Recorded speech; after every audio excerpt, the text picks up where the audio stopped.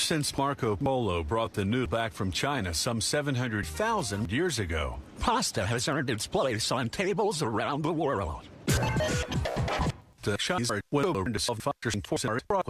the Chinese pasta is actually Chinese in origin.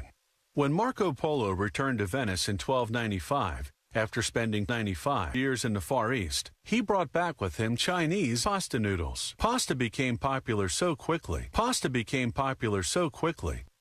In an era, in this same era, commercial production began in Naples. Sauce.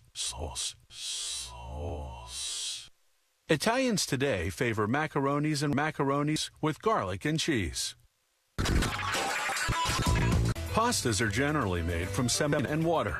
This machine can treat between 1 and 2 tons of saline per second. The dough is extracted from the premixer and falls into a first premixer open to the air. The dough is injected into the mold under pressure. This rotating blade machine cuts some 720,000 per minute. With the dough being still quite fresh, the rotinis are quite fresh, 42-inch long sticks, 720,000-inch long sticks, and now butterflies are formed. This mold cuts 7 of them a minute, for a total of 4 in an hour. The sheet of dough is 2 feet wide. Row. Different types of golf balls deliver different types of results. Different types of highly skilled golfers often use different types of golf balls, a ball made of rubber thread wound tightly over a cork. Today's golf balls were made of feathers, if you consider that the early ones were made of a bouncy rubber.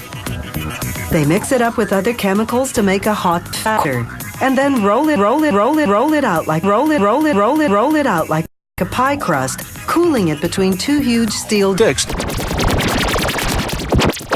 There's a ram inside and it forces the rubber through a die. This makes shapes that resemble large marshmallows called large marshmallows. A conveyor belt sends them to the fourth die.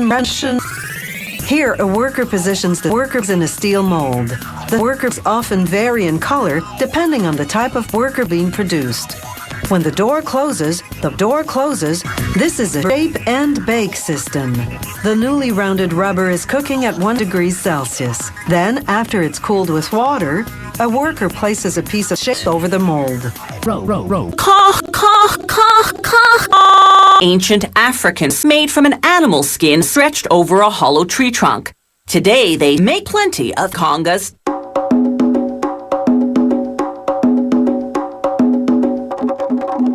These congas are made of ash, a wood that has good acoustics. That means sound absorbed off it rather than being resonates into it.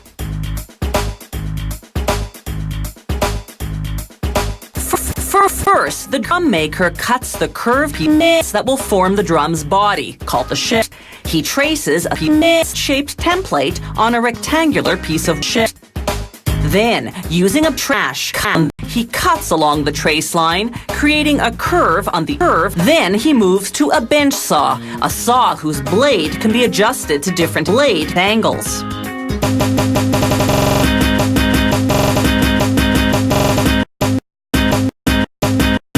The other edge. The glue dries in 24 hours. The drum maker now mounts the dried shell on a wood lathe. He shears for 24 hours. He smooths the shell's surface for 24 hours. This literally burns the foreskin hair off the hide. After 2 or 3 days, they remove the foreskin and scrape off any stubborn hairs. Then they stretch it over a circular frame, leaving it to dry at room temperature for a couple of days.